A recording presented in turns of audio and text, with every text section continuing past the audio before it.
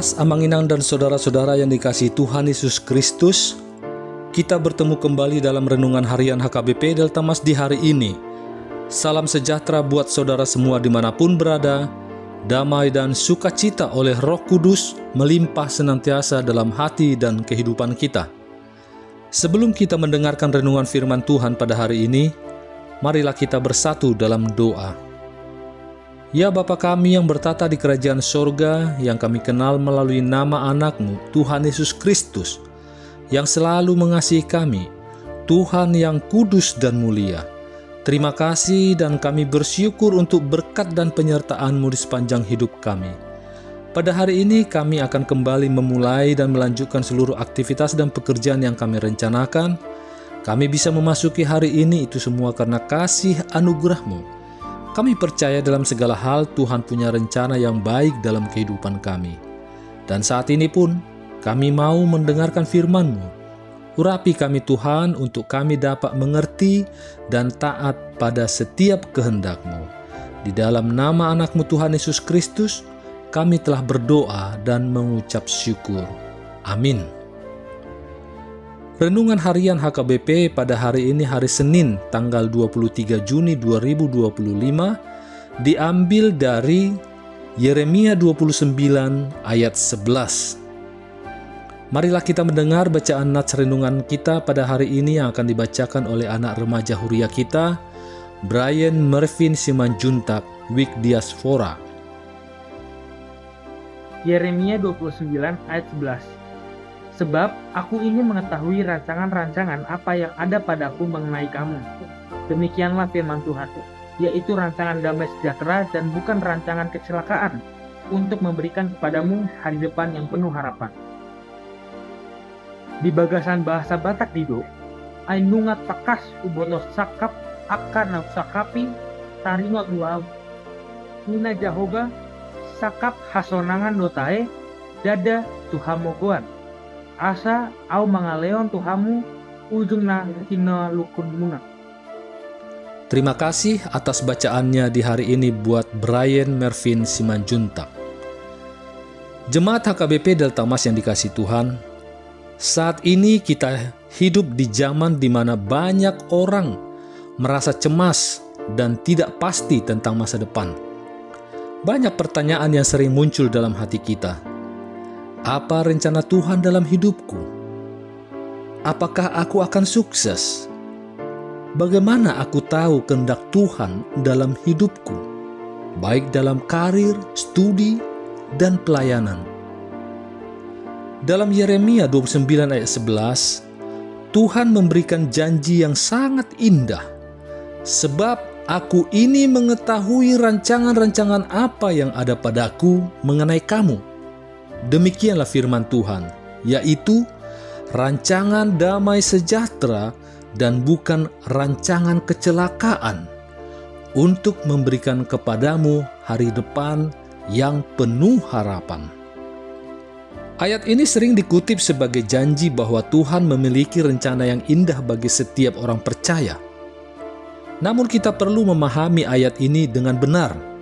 Kita harus melihatnya dari konteks teologi yang menekankan kedaulatan Tuhan, kasih karunia, dan kehendaknya yang sempurna. Memahami konteks Yeremia 29 ayat 11 ini, yaitu dengan yang pertama, mengetahui latar belakang. Ayat ini adalah bagian dari surat yang ditulis oleh Nabi Yeremia kepada bangsa Israel yang sedang berada di pembuangan Babel. Mereka telah diasingkan karena dosa dan ketidaktaatan mereka kepada Tuhan. Bangsa Israel berharap mereka segera dibebaskan. Tetapi dalam suratnya, Yeremia menyampaikan bahwa mereka akan tinggal di Babel selama 70 tahun sebelum Tuhan mengembalikan mereka ke tanah perjanjian. Bisa dilihat dalam Yeremia 29 ayat 10. Dalam hal ini yang perlu kita perhatikan bahwa janji dalam Yeremia 29 ayat 11 tidak berarti kehidupan itu tanpa kesulitan. Yang B-nya, Tuhan tidak segera membebaskan mereka dari penderitaan. tetapi memberi mereka pengharapan di tengah-tengah pembuangan. Kemudian yang C, rencana Tuhan bukan tentang kenyamanan sementara, tetapi tentang pembentukan karakter dan pemulihan rohani. Kemudian yang kedua, dalam memahami konteks ini, kita percaya bahwa Tuhan berdaulat atas segala sesuatu. Yesaya 46 ayat 9 sampai ayat 10 berkata, "Akulah Allah dan tidak ada yang lain. Akulah Allah dan tidak ada yang seperti aku, yang memberitahukan dari mulanya hal yang kemudian, dan dari zaman purbakala apa yang belum terlaksana, yang berkata, keputusanku akan sampai dan segala kehendakku akan kulaksanakan." Hal ini berarti bahwa yang pertama, Tuhan mengetahui segala sesuatu dan merencanakan segala sesuatu dengan sempurna. Kemudian yang kedua, Tuhan tidak pernah gagal dalam melaksanakan semua rencananya. Yang ketiga, rencana Tuhan bukan hanya untuk kesejahteraan jasmani, tetapi terutama untuk kemuliaannya dan kebaikan umatnya secara kekal. Kemudian konteks Yeremia ini untuk yang kedua, yaitu rencana Tuhan yang berdaulat dan kasih karunia-Nya bagi umatnya. Ini terbagi dari 3 juga. A, rencana Tuhan tidak selalu mudah, tetapi selalu baik.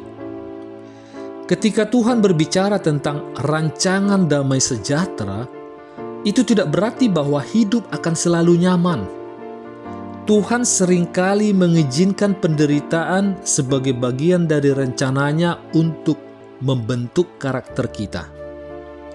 Roma 8 ayat 28 berkata, "Kita tahu sekarang bahwa Allah turut bekerja dalam segala sesuatu untuk mendatangkan kebaikan bagi mereka yang mengasihi Dia, yaitu bagi mereka yang terpanggil sesuai dengan rencana Allah." Jadi meskipun ada kesulitan, kita harus percaya bahwa Tuhan sedang bekerja dalam hidup kita untuk kebaikan kita. Bisa kita lihat seperti Yusuf. Yusuf dijual oleh saudara-saudaranya dan dipenjara. Tetapi akhirnya ia menjadi penguasa Mesir. Kejadian 50 ayat 20. Kemudian Paulus menghadapi banyak penderitaan. Tetapi Injil bisa tersebar luas melalui pelayanannya. Yang B, rencana Tuhan berpusat pada Kristus. Kita percaya bahwa rencana Tuhan bagi manusia berpusat pada Kristus. Efesus 1 ayat 11 berkata, Di dalam Dialah kita juga telah mendapat bagian yang dijanjikan. Kita yang dari semula ditentukan untuk menerima bagian itu sesuai dengan maksud Allah, yang di dalam segala sesuatu bekerja untuk menurut keputusan kehendak-Nya. Kemudian yang ketiga dalam konteks Yeremia ini adalah bagaimana kita sebagai orang Kristen menjalani hidup dalam rancangan Tuhan. Jika Tuhan memiliki rencana bagi kita, bagaimana kita seharusnya hidup sebagai orang Kristen? Yang pertama, hidup dalam iman dan ketaatan. Ibrani 11 ayat 6 berkata, "Tetapi tanpa iman tidak mungkin orang berkenan kepada Allah." Kita dipanggil untuk hidup dalam iman dan ketaatan kepada Tuhan, bahkan ketika kita tidak memahami rencananya secara penuh. Bagaimana caranya?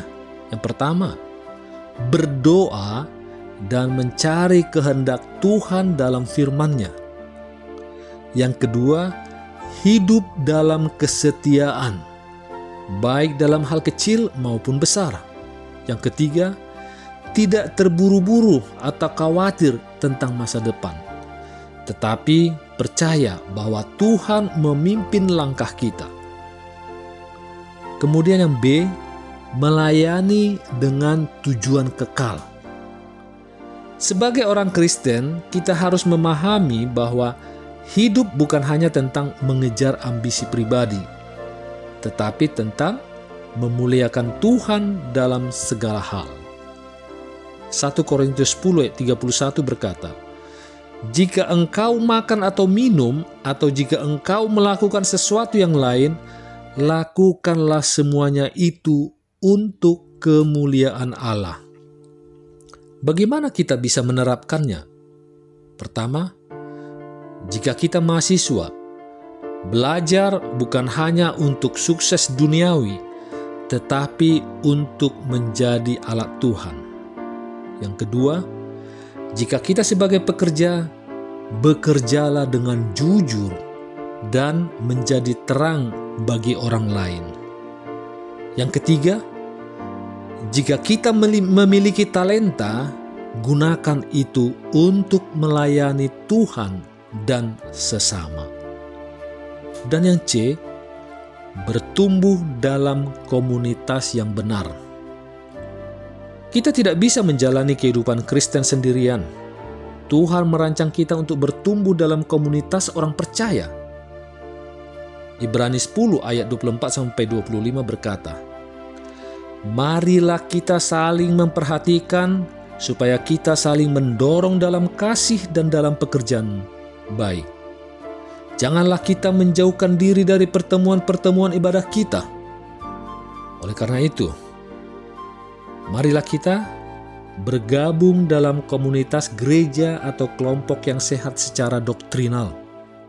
Jangan menjauh dari persekutuan ketika mengalami masalah, tetapi justru mendekat kepada saudara-saudara seiman.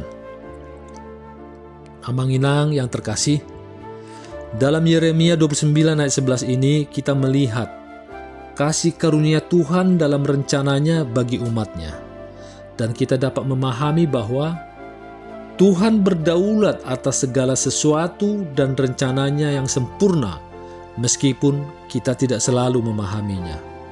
Kedua, rencana Tuhan tidak selalu mudah, tetapi selalu baik, karena berpusat pada keselamatan dalam Kristus. Yang ketiga, sebagai orang Kristen kita harus hidup dalam iman, melayani dengan tujuan kekal, dan bertumbuh dalam komunitas yang benar. Percayalah, apabila kita melakukan semua ini, jangan takut akan masa depan, karena Tuhan sudah mengetahui dan merancang segala sesuatu bagi kita untuk kemuliaan-Nya. Percayalah kepadanya, hiduplah dalam ketaatan, dan jadilah terang dimanapun Tuhan menempatkan kita. Amin. Mari kita bersatu dalam doa. Terima kasih ya Bapa atas firman yang baru kami dengar di hari ini. Kami bersyukur karena Engkau memiliki rencana yang indah bagi kami. Ajar kami untuk hidup dalam iman dan taat kepada kehendak-Mu, dan menjalani hidup kami dengan tujuan yang kekal. Terima kasih juga ya Bapa atas hari-hari yang dapat kami lewati. Kiranya Engkaulah yang selalu menyertai kami agar kami dapat menjalani hari-hari kami ini seturut dengan kehendak-Mu. Juga kami berdoa untuk anak-anak kami, baik yang saat ini bersama kami dan berada di luar kota yang jauh dari kami orang tuanya, di mana mereka untuk menuntut ilmu ataupun untuk bekerja. Kiranya Tuhanlah yang memimpin kehidupan mereka.